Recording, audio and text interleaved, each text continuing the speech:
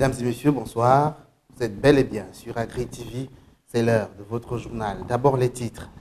Les zones humides en vitrine ce jour. C'est en la faveur de la journée mondiale qui leur est consacrée et qui se célèbre dans le monde ce 2 février. Dans ce journal, nous interrogerons leur gestion dans notre pays. La problématique de la conservation de la viande de bœuf se pose avec acuité dans notre pays. Dans cette édition, nous verrons comment les bouchers s'acquittent de cette noble tâche. Et puis, le cacao est la première culture de rente au Cameroun. Plutôt que de l'exporter en état de fève, de plus en plus de Camerounais s'engagent dans la transformation. L'un d'eux nous le démontrera.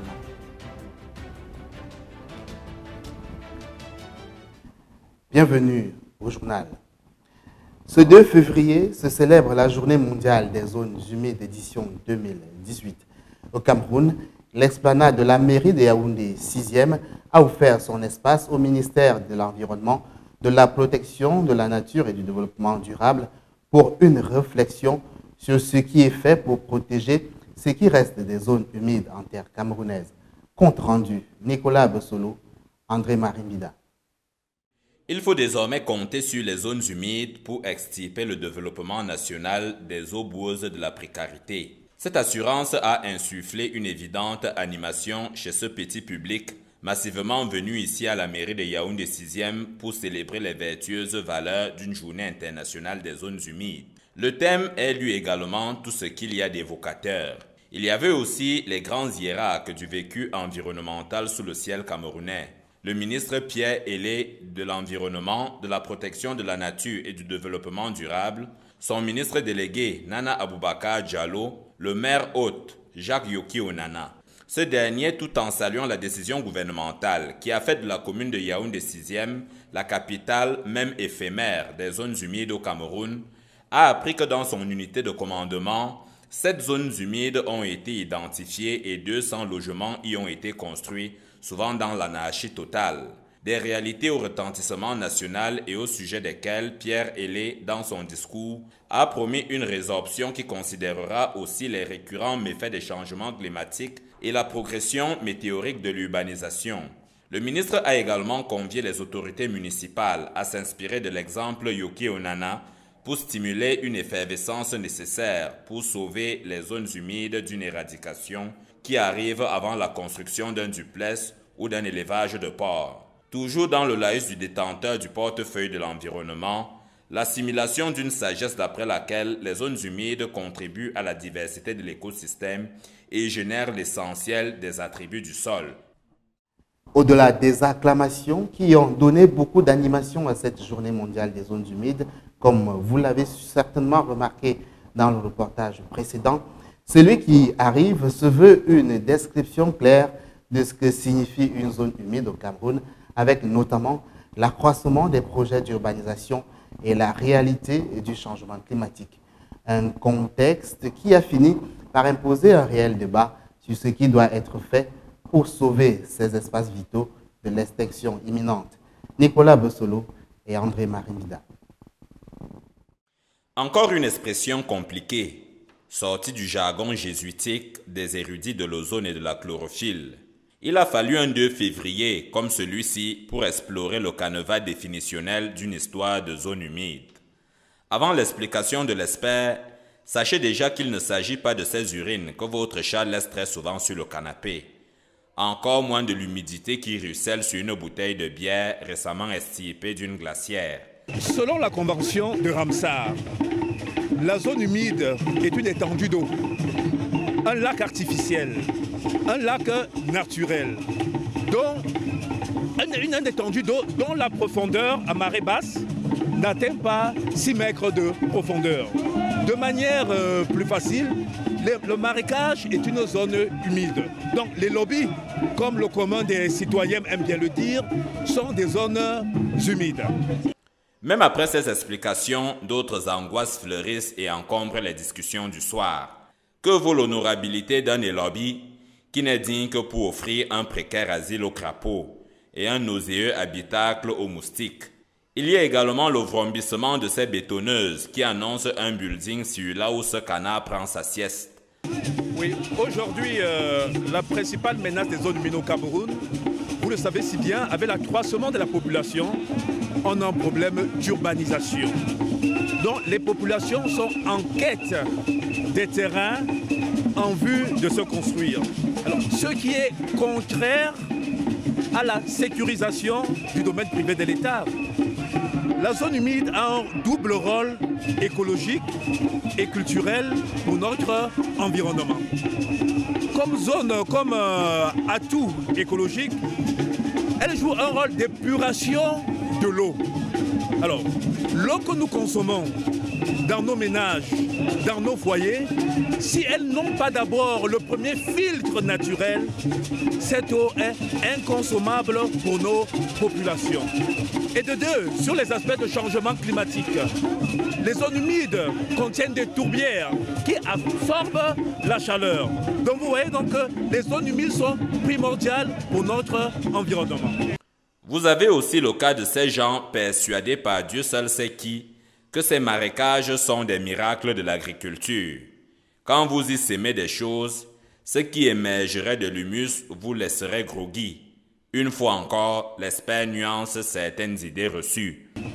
Non, nous ne sommes pas favorables, étant entendu que la zone humide, vous voyez, quand on utilise les engrais et autres, petit à petit, nous allons commencer à la coloniser. Après l'agriculture, qu'est-ce que nous allons faire? L'urbaniser. Et pourtant que nous devons gérer rationnellement les zones humides pour un avenir urbain durable. Surtout ne l'oubliez point, c'est grâce aux zones humides que les éléments vitaux de la planète vous parviennent notamment dans les poumons, mais aussi à table. Passons à autre chose à présent. Le transport est un maillon très important dans l'agriculture au Cameroun. Les routes sont quasi inexistantes dans certaines localités et seuls les chauffeurs les plus gentils acceptent encore d'emprunter ces pistes escarpées afin de transporter ce qui nourrit nos villes, parfois à des prix exorbitants. Toutes choses qui se répercutent sur les prix des produits vivriers sur le marché. Reportage. Les campagnes sont les mamelles nourricières des villes. Elles apportent l'eau claire des produits en ce qui concerne l'agriculture que l'on consomme dans les grandes métropoles. Seulement, ce transfert ne se fait pas sans heurts, sans problème. Le principal réside dans le transport. Deux faits majeurs empêchent son épanouissement complet. D'abord, l'état des routes. Mais ça, c'est une autre affaire. Les chauffeurs chargés du transport des marchandises s'en plaignent tous les jours. Oui, la grande difficulté, c'est l'état de nos routes. Vous savez, aller au fond de nos villages, transporter les vivres, c'est un casse-tête. Un casse-tête parce que vous savez, si je prends par exemple, c'est vrai qu'ici à Issé, la route est en train d'être arrangée, mais il y a des coins. Allons par exemple dans le Andom, dans le pays Bassa, c'est difficile. Allons par exemple à Congo, où le véhicule passe 2 fois par semaine. Il faut faire en sorte que toutes les mamans qui cherchent les vivres pour venir vendre, le jour que le véhicule passe, il faut faire en sorte que chacun puisse arriver à Yaoundé et couler sa marchandise. Donc, seulement, malgré cela, il continue cette œuvre avec pour seul intérêt l'amour de la patrie. C'est vraiment difficile. Mais nous n'allons pas abandonner notre métier déjà. Nous n'allons pas abandonner nos mamans et nos frères et sœurs qui vivent de ce côté-là, qui vivent de l'agriculture, parce que si nous les abandonnons, ils ne pourront plus venir écouler leurs marchandises à Yaoundé pour faire vivre par exemple des Yaoundéens qui ne peuvent plus aller aux champs cultivés. Les principaux concernés se plaignent d'un fait. Les prix pratiqués sont loin, très loin au-delà de leur porte-monnaie. À cela, les transporteurs répondent. Effectivement, malgré l'état des routes, nous essayons de tenir. C'est vrai que bientôt les pluies vont descendre, ça sera encore plus difficile. En cette période de saison, je crois que les choses vont un peu plus bien, mais en saison de pluie, c'est difficile. C'est pour ça que par moment, même ces mamans-là, parfois sont conscients du fait que si le chauffeur arrive déjà avec le véhicule au fond des brousses et qu'il essaye d'augmenter peut-être quelques 100 francs sur le régime de planter et autres, ils sont conscients que nous faisons beaucoup pour qu'ils arrivent dans nos marchés pour écouler leurs marchandises. Le constat est néanmoins clair, les prix des marchandises sur les marchés sont tributaires du transport. Plus le transport est cher, plus les produits le deviennent tout aussi. La preuve, la hausse du prix du carburant depuis quelques années au Cameroun est la cause de l'inflation des produits dans tous les secteurs d'activité et les produits vivriers ne sont pas en reste. La maîtrise du coût réel des transports dans les zones retirées aiderait sûrement à contrôler les prix du manioc, du macabo, de l'igname et que sais-je encore. Tout cela pour le bonheur du consommateur. La viande de bœuf est la chair rouge la plus consommée au Cameroun. Au-delà de cette consommation, interviennent des aléas de la conservation et du conditionnement de cette denrée importante à notre alimentation. Alors, quelles sont les dispositions prises par les acteurs du secteur afin que cette denrée arrive saine sur nos tables? Élément de réponse, Kwamsimo, Daniel Nokmis. Un banquet de mouches sur des jarrettes de bœuf bien saignants. Pas suffisant pour doucher la détermination de ces ménagères, résolues à agrémenter leur repas de viande. Ce boucher nous assure, le cœur sur la main, qu'il ne faut pas se fier aux apparences, que cet essaim de mouches n'est pas symptomatique d'une dégradation progressive de sa marchandise, et de poursuivre que la qualité de la viande commercialisée dans ce marché est assujettie à des critères sanitaires drastiques. Il y a un délégué du marché. Le délégué du marché, avant qu'on amène les bœufs d'abord dans un marché, il prend d'abord les quittances, les papiers de l'autorisation qui les a donné, l'autorisation que l'État a donnée à ce monsieur de faire la commercialisation des bœufs. Et dans ce document-là se trouvent les papiers des vétérinaires pour prouver que les bœufs là sont des bœufs en santé. Voilà ce qui se passe d'abord à partir du lieu d'approvisionnement là où on a... Ce premier cordon de sécurité franchi, cette viande est soumise à un deuxième examen, car il y a parfois loin de la zone de ravitaillement à la zone de commercialisation. Maintenant, arrivé ici sur Yaoundé, la même procédure au marché des bœufs à Yaoundé. La Sodepa, c'est une société agroalimentaire. C'est-à-dire là-bas, c'est un tout. Il y a des gens qui s'occupent de l'abattage, il y a des gens qui s'occupent du côté vétérinaire. Quand on abat les bœufs là-bas, chaque docteur vétérinaire se trouve devant chaque bœuf abattu. Il y a un seau devant lui, il vérifie d'abord le bœuf qu'on dit, étant déjà vérifié au marché, mais eux, à l'abattoir, ils vérifient d'abord encore la viande.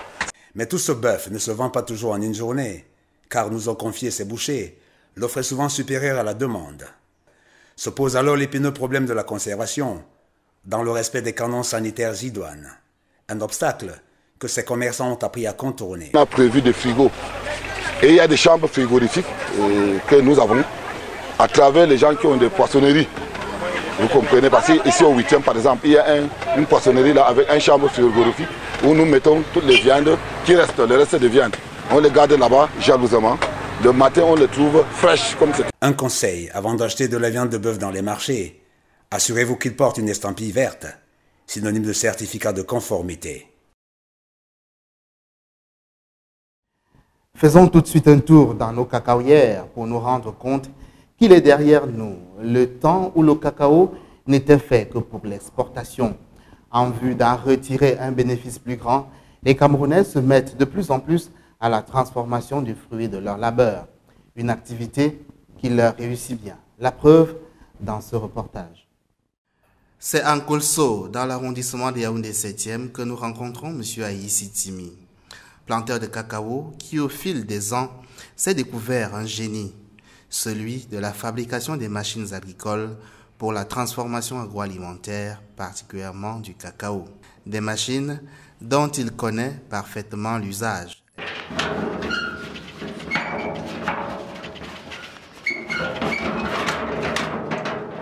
À partir des fèves de cacao, il produit du beurre, du sucre, mais aussi du tourteau de cacao. Les produits finis issus de ce processus de transformation alimentaire sont exposés dans son domicile qui tient lieu de salle d'exposition et de commercialisation.